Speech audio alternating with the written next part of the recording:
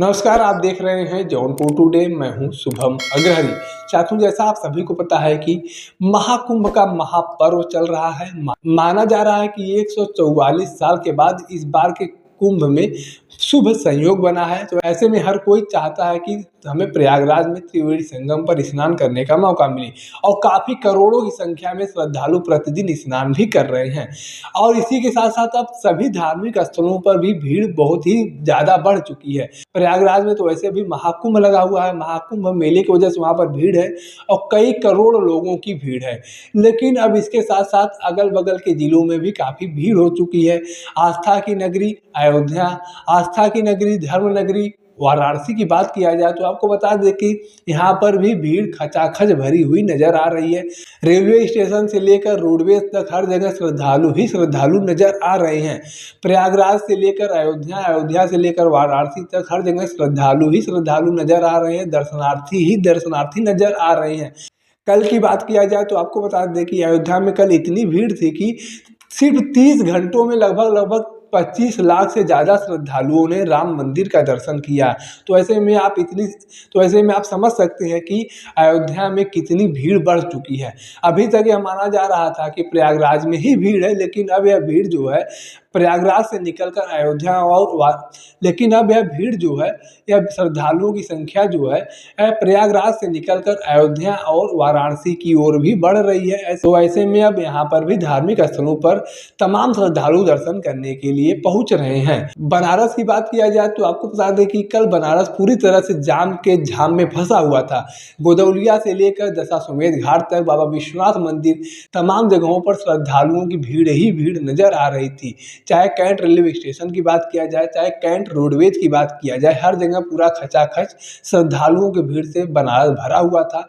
और अयोध्या की बात किया जाए तो आपको बता दें कि हमारे बैकग्राउंड में एक फोटो नजर आ रहा होगा, और यह फोटो कल अयोध्या की है। और इस फोटो को देखकर आप समझ सकते हैं कि अयोध्या में कितनी भीड़ है।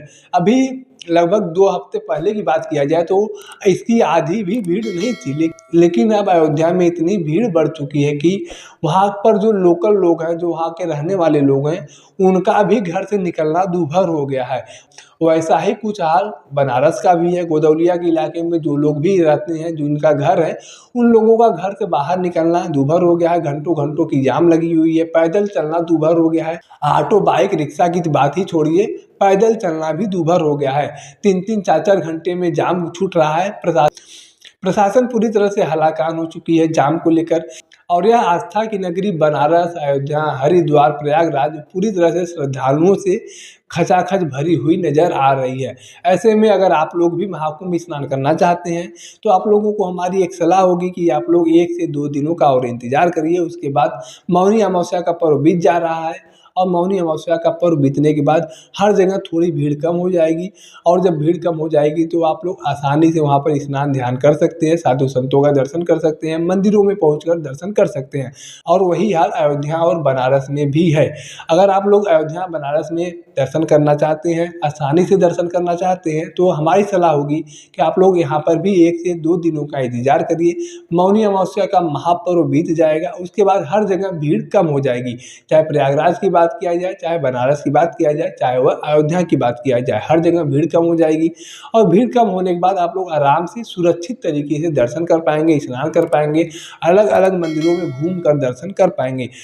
अगर आप लोग मौनी अमावस्या पर्व का स्नान करना चाहते हैं तो अपनी सुरक्षा अपनी जिम्मेदारी समझकर जाएं, और बहुत ही सुरक्षित तरीके से, अफवाहों पर ध्यान न देते हुए, शांतिपूर्ण तरीके से स्नान करके सीधे अपने घर को लौट आएँ। अगर आप लोग वहाँ पर रुकने की सोचते हैं, निवास करने की सोचते हैं, तो यह कहीं न कहीं अपने आप के साथ एक धोखाधड़ी होगा।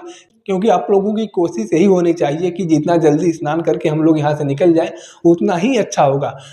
अगर आप लोग वहाँ पर रुकने की कोशिश करते हैं तो किसी प्रकार की कोई अप्रिय घटना भी हो सकती है, जो कहीं न कहीं आपके परिवार के लोगों को परेशान करेगा, हताश करेगा। सरकार का क्या है, सरकार के लिए सिर्फ आप एक आंकड़े बनकर रह जाएंगे। तो ऐसे में हम लोगों की पूरी सलाह है कि आप लोग 1 से 2 दिनों तक का इंतजार करें। महाकुंभ का, मौनी अमावस्या का महापर्व बीत जाने दीजिए, और उसके बाद आप लोग महाकुंभ भी पहुँचिए, अयोध्या भी पहुँचिए, बनारस भी पहुँचिए, हरिद्वार भी पहुँचिए, उज्जैन भी पहुँचिए। आपको जहाँ मन करे वहाँ पहुँचिए, लेकिन 1 से 2 दिनों का इंतजार करने के बाद ही पहुँचे। बाकी अयोध्या, प्रयागराज, वाराणसी में श्रद्धालुओं की उमड़ रही संख्या को लेकर आपकी अपनी कोई जानकारी है, आपकी अपनी कोई राय है, तो आप कमेंट बॉक्स में लिख सकते हैं। अगर आप वीडियो को फेसबुक पर देख रहे हैं तो पेज को फॉलो करें, यूट्यूब पर देख रहे हैं तो चैनल को सब्सक्राइब करना ना भूलें। साथ ही साथ आप हमारे पेज को, हमारे चैनल को इंस्टाग्राम और ट्विटर पर भी फॉलो कर सकते हैं। धन्यवाद।